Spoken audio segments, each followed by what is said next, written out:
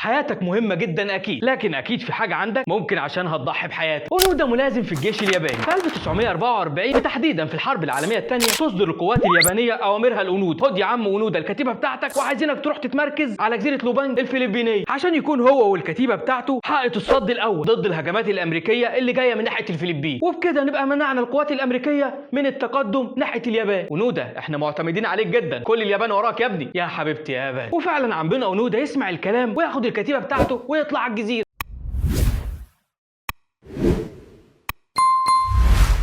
في 1945 توصل القوات الأمريكية لجزيرة لوبانج الفلبينية، ويتم وقتها قتل واستسلام جميع الجنود اللي موجودين على الجزيرة. لكن أونودا ومعاه 3 من الجنود ينجحوا في الهرب وسط أدغال الجزيرة. اوعاك توجع يا منصور، عايزك تبقى زي الجزيرة دي يا ولدي، أقرب واحد يبقى ليك على البر الثاني. وابتدى هو وال3 جنود دول يعملوا تشكيل عصابي، وكل شوية يهجموا على خطوط الإمداد الأمريكية، وكمان يقتلوا بعض الجنود الأمريكان. وفي ثانية يا سيدي فص ملح وداب، محدش شايف لهم أثر، وكأنهم شوية أشباح فجأة يظهروا وفجأة يختفوا، ويفضلوا على الحال ده يا سيدي 6 شهور. القوات الامريكيه ايه لعب العيال ده؟ قوم يا ابني هات لنا كده قنبلتين نوويتين حلوين كده نقلهم على مزاج كده نخلص الليله اللي احنا فيها دي. وفعلا في نفس العام يتم القاء القنبلتين النوويتين على هيروشيما وناجازاكي، وبعدها تستسلم اليابان تسليما تاما. لكن أونودا واصحابه محدش يعرف حاجه عن الموضوع ده. انتوا استسلمتوا لكن احنا ما استسلمناش، احنا ما نعرفش اساسا ايه اللي بيحصل. وفضلوا على نفس الحال. الحكومه الامريكيه مع الحكومه اليابانيه يرموا منشورات على الجزر: يا جماعه خلاص الحرب خلصت استسلموا.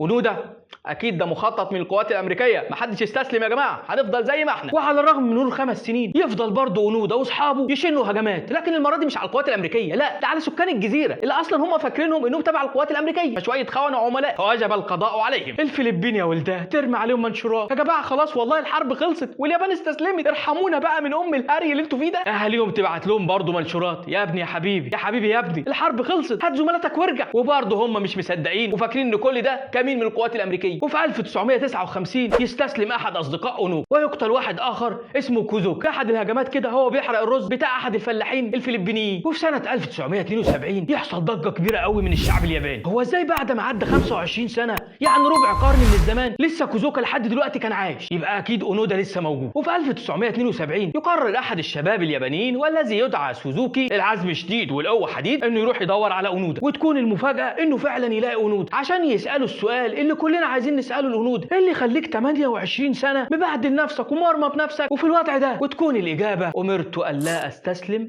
ابدا. 28 سنه قضاها من حياته في ظروف صعبه جدا غير ادميه جدا عشان فكره اصلا ما بقالهاش وجود وملهاش لازمه، لكن اضطر يتحمل معاناه قويه جدا عشان فكره هو كان مؤمن بيه. يرجع بعدها أونودا اليابان ويتم استقباله استقبال الفاتحين، لكن بعدها أونودا يعيش حالة من الملل الرهيب جدا. بعد ما كان الراجل بيشتغل وعمال يجري يمين وشمال 24 ساعة فجأة مبقاش في حاجة يعملها. صحيح المرة دي بيعاني من الملل لكن معاناة بدون قيمة، لذلك في كل الأحوال أنت هتعاني، فحاول دايما تخلي المعاناة بتاعتك عشان قيمة توصل لها. وقبل ما تفكر تعاني عشان قيمة أو عشان فكرة معينة لازم تسأل نفسك سؤال مهم جدا: هل الهدف أو القيمة دي تستاهل المعاناة دي ولا لا؟ إيه اللي يخليني استحمل معاناة عشان فكرة او عشان قيمة؟ لازم اعرف هي تستاهل ولا لا. ما تبقاش زي أونودا كده وتضيع حياتك في حاجة مفيش فيها اي فايدة، فكرة ملهاش اي قيمة. اسأل نفسك دايما: ليه انا ليه بشتغل الشغلانة دي؟ ليه بتحمل التعب وقرف الشغل؟ لا اوعى تسيب الشغل في الوقت اللي احنا فيه ده، احنا دلوقتي اللي معاه حاجة يتمسك بيها، احنا داخلين على ايام معلم بلا ربنا. بس في نفس الوقت خليك برضو حذر من استخدام المقياس الخاص، يعني مش معنى انك كل شوية تتصل باهلك او باصحابك ومحدش فيهم بيعبرك ده مقياس العلاقة معاهم، لانك اكيد عارف ومتأكد انك وقت الجد هتلاقيهم في كتف. في شغلك مثلا شايف انك ناجح وكل شوية بتترقى وانت مطبلاتي وبتوصل على حساب الناس، انت كده مش ناجح، انت كده كائن وصولي وصلت على حساب الناس. ممكن مثلا تعمل فلوس كتير بس من طرق غير مشروع وتقول ده مقياس للنجاح المالي. هل ده مقياس للنجاح المالي؟ ده في الاساس فشل. لذلك لما مخك يقول لك حاجه، انا عارف طبعا مخك ما بيقولكش اي حاجه، هو نايم كده 24 ساعه، بس لو قال لك في يوم حاجه يعني ما تاخدش الموضوع ان الحاجه اللي قالها لك دي اكيد 100%، لان ممكن يكون بيضحك عليك وبيلعب عليك لعبه كبيره جدا. مخك مثلا ممكن يقول لك والله انت يستحيل تنجح، انت انسان فاشل جدا، لكن لو حاولت ممكن تنجح. فاقول له معلش انا عارف ان انت كلامك صح بس اجرب بنفسي لا مؤاخذه، يعني اشوف بنفسي وبعدها اقرر. قال الفشل طريق التقدم. اكتر حد تخاف منه هو الشخص اللي ما عندوش حاجه يخسرها. كلمه دايما بنسمعها في كل المسلسلات وفي كل الافلام العربيه، لان ببساطه فشلك بيشيل من عليك كل القيود. انا هخسر ايه؟ قال ضربه الاعور على عينه يعني. فبيخلي عندك حريه اكتر وبيديك فرصه انك تبدا من جديد. لو سالت كده اي حد كبير في السن في نهايه حياته ايه اكتر شعور مؤلم بتحس بيه دلوقتي، هيقول لك اكيد والله يا ابني الندم. ندمان على حاجات كتير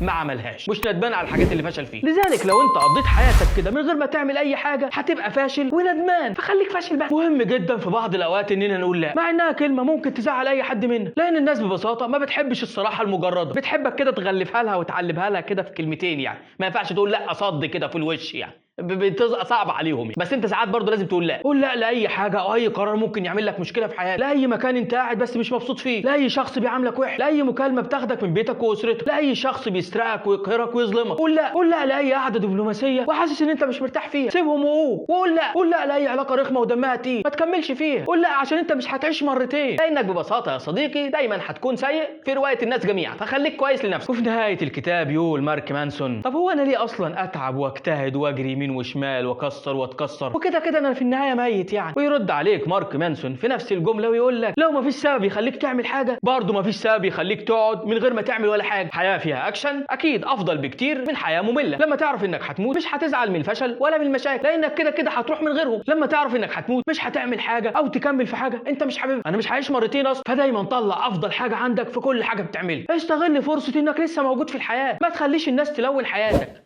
لان غالبا هيلونوه باللون الاسود، فسودها انت بمعرفتك عشان ما تبقاش في الاخر سودة وفي نفس الوقت في جمايل عليك. اوعى ترحل بدون اثر. وفي النهايه أختم بهذه الأغنية الجميلة: قبل منامي مر ببالي وحي سؤال، لو أن لعمري ميزان ما المكيال، أيقاس العمر بأيام أم أعوام؟ فتأملت جلست أفكر فيما يذكر حين يقال رحم الله فلان كان وكان وكان، لن يذكر إلا الأعمال.